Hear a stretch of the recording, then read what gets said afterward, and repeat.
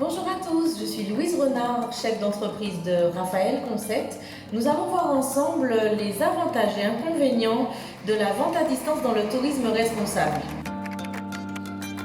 Et tout de suite, on va démarrer avec les avantages de la vente à distance, tout simplement, qu'on retrouve forcément dans le tourisme responsable. Il faut savoir que ça nous permet d'élargir le champ des possibles. Notre client, comparativement à une boutique physique, notre client devient le citoyen du monde. Grâce au site internet, Monsieur Tout-le-Monde est potentiellement votre client et ça, c'est un atout non négligeable.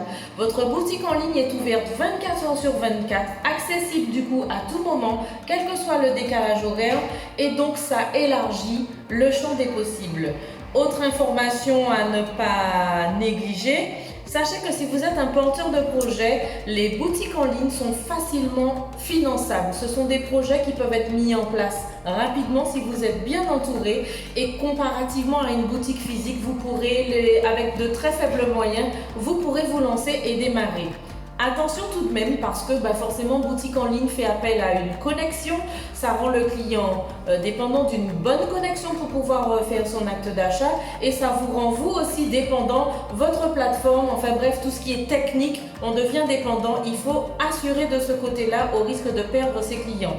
Autre information du coup à considérer, sachez que le monsieur et madame tout le monde dans le tourisme responsable, ils ont à faire depuis quelques années un phénomène qui s'appelle le greenwashing, les fausses promesses, et donc ça a tendance à décevoir les clients. Il va être très important pour vous de vendre des produits qui vont être réalistes, de pouvoir rassurer votre client, le mettre en confiance et surtout assurer sa sécurité notamment au moment du paiement.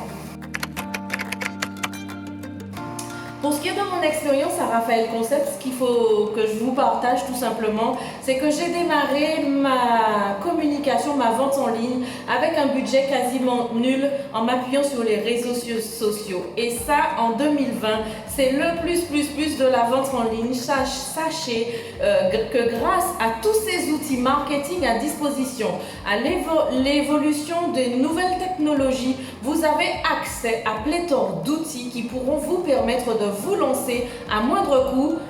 Quoique, si vous avez les moyens, vous pouvez aussi miser sur les nouvelles technologies et développer des plateformes de vente en ligne du tonnerre. Attention, il faudra rester en course, donc il va falloir toujours faire de la veille informationnelle, vous assurer de toujours connaître votre marché, votre client et son évolution pour pouvoir utiliser des outils adaptés. Dans l'exemple de Raphaël Concept, j'ai choisi la stratégie du storytelling. Ça veut dire que j'ai parlé de moi, de mon histoire. J'ai mis en avant les valeurs de ma société qui ont parlé à mes clients, touristes responsables et qui n'ont pas hésité à partager.